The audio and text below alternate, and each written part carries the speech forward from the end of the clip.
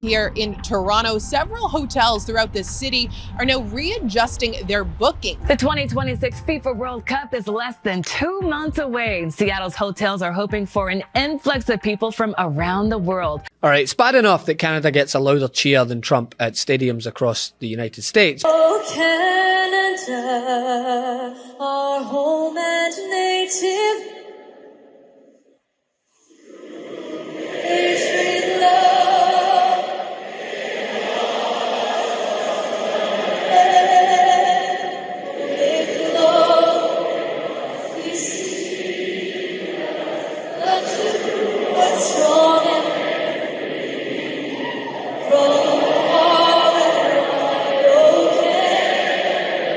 But to go ahead and steal World Cup fans, man. Trump continues to get hit with bad news as we are just more than a month away from the 2026 World Cup, with Canada once again showing the president how it's done. The government says the changes are really designed to curb the influence of professional resellers who use those bots, those bulk buying tactics, automated systems to scoop up the tickets, and then they relist them at those higher prices.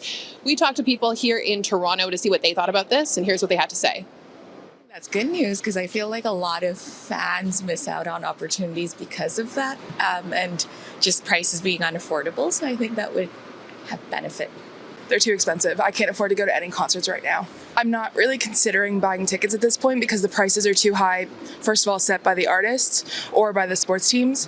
And then on top of that, the resale is just not worth it at that point. If you cap the prices, what happens to...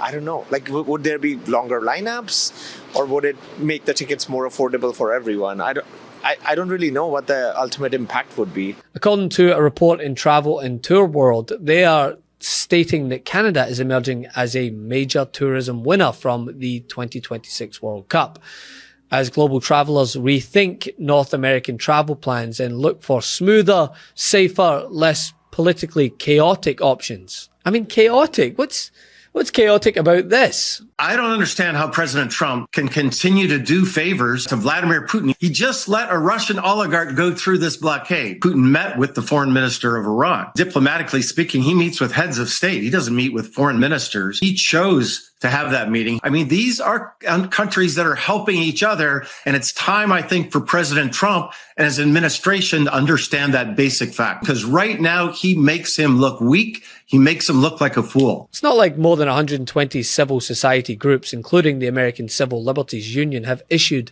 an actual travel advisory for people coming to the United States for the World Cup. Have they? Oh, that's right. They've warned visitors they could face things like arbitrary denial of entry, detention or deportation, searches of personal devices, and even, quote, inhumane treatment in detention.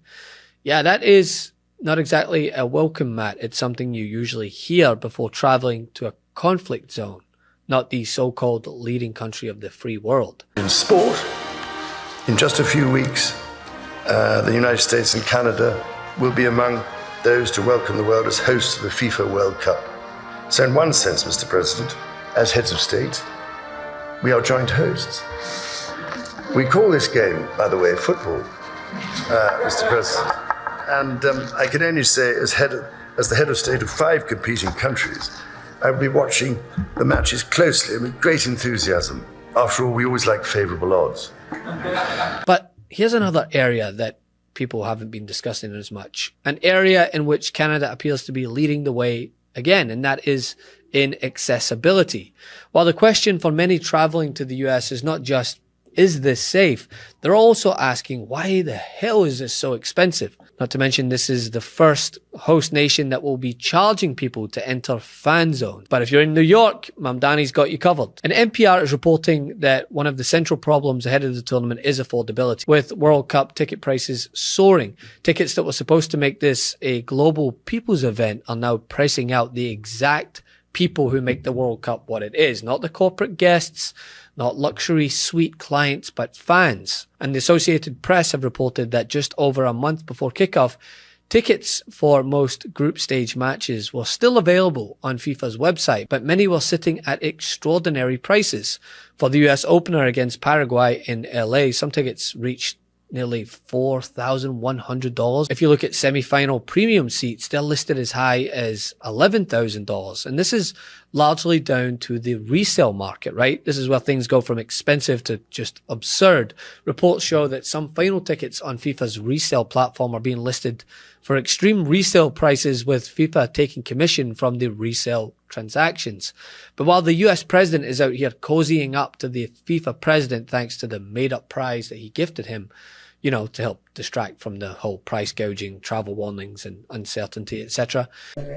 And on Iran, a little while ago, the president of FIFA said that when the World Cup is here in the US, the team from Iran will be playing in the games. Well, if Johnny said it, I'm okay. Did Johnny say it? He did. What if they Johnny win? Infantino, that's a piece of work. What if they win?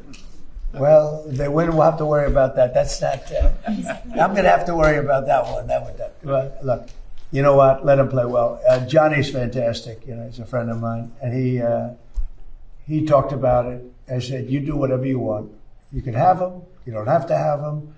Probably have a good team. I don't know. Do they have a good team? Do you have any idea? Well, up in Canada, in Toronto to be specific, they're showing what fan protection can look like. Ontario introduced the Putting Fans First Act, which bans resale tickets from being listed above face value.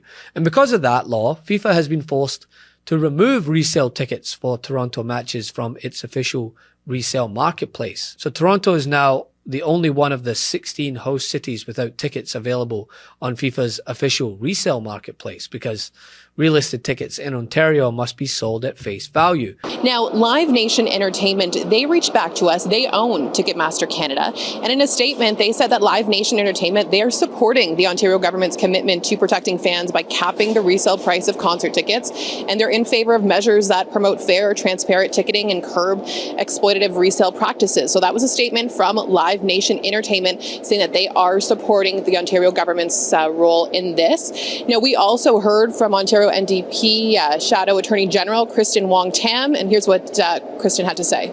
We know that thousands of people, tens of thousands of people have been ripped off by Live Nation, Ticketmaster, which has enabled predatory resale, scalpers, things like that. So this is definitely a move in the right direction.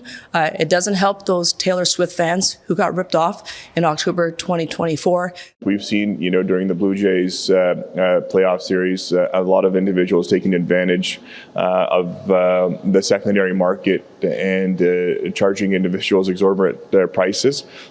Premier Ford has always been on the side of the consumer.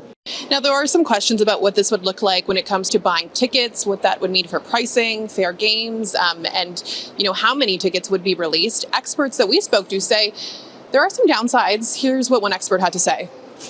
By capping the resale ticket price at the original value of the ticket, what you're going to see is folks are going to go to unsafe, essentially, markets, whether it's Facebook Marketplace, whether you're using a WhatsApp group or other means of buying tickets at exorbitant prices. Because what we know in evidence from other countries is that people simply go to other places in order to sell their tickets and buy tickets if they want to go to events. They don't simply stop buying these tickets. Now, the province says the changes to this legislation will be introduced in just a couple of days, and it also is set to be included in the budget, which we will have a better look at later this month. So they're calling FIFA's bluff, and that's a huge contrast, right? In the US, fans are staring at dynamic pricing, luxury markups, and resale madness. But up there in Canada, in Toronto, the law says, no, actually, you're not allowed to turn a World Cup ticket into a mortgage-paying product. And Toronto is not some minor side venue either, right? It's hosting 6 matches, including Canada's opening game on June 12th. And I mean, when you put it like that, it's no surprise that hotels in the United States are cutting rates because demand was softer than expected, which in itself, right, should be a major red flag, because hotels do not slash prices during a global mega event because everything is going swimmingly. They do it because rooms are not filling and there is skepticism. The U.S. hotel industry is starting to worry about the World Cup. Due to ongoing economic uncertainty, geopolitical tension, and a prolonged so-called, quote, Trump slump causing a drop in international visitors, The significant boost U.S. hotels were expecting from the World Cup may not happen, according to CoStar, the leading benchmarking and analytics firm for the industry. The U.S. hotel industry is concerned about the impact of the World Cup due to uncertainty over international fan attendance. A FIFA analysis last year projected a $30.5 billion economic boost and 185,000 jobs this year, assuming millions of international tourists would flock to the tournament. FIFA President Gianni Infantino has repeatedly stated that World Cup tickets sold out quickly, yet some U.S. fans received emails in February offering a 48-hour window to purchase tickets. Alan Fiol, professor at the University of Central Florida's Rosen College of Hospitality Management, told Forbes, quote, "They're selling primarily to domestic customers. There is a big question about international visitors." Reports of domestic ticket sales and the notoriously difficult U.S. visa process have raised doubts. Host cities were advised to expect a 50-50 split between domestic and international visitors, but hotels prefer international guests because they spend more, stay longer, use more amenities, and contribute more to the local economy. U.S. inbound international travel declined in 2025, a trend noted by U.S. Travel Association CEO Jeff Freeman at the 2026 America's Lodging Investment Summit in January. Freeman questioned if the Trump administration's tourism dampening policies, like the $250 visa integrity fee and proposed social media history requirement for some travelers, would continue. And that raises the obvious question, why?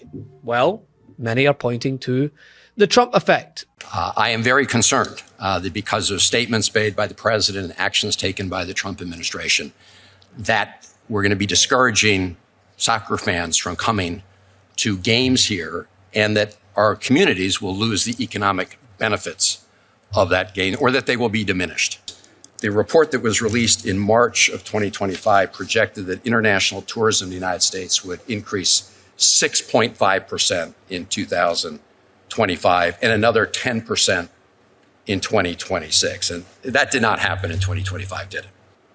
Correct. Okay. In fact, I have a chart here that we asked the Congressional Research Service to put together based on the Department of Commerce numbers. In other words, we took your numbers and this is the chart. You all projected 6% increase. You can see a steady decline. I mean, not even close to 6%, negative.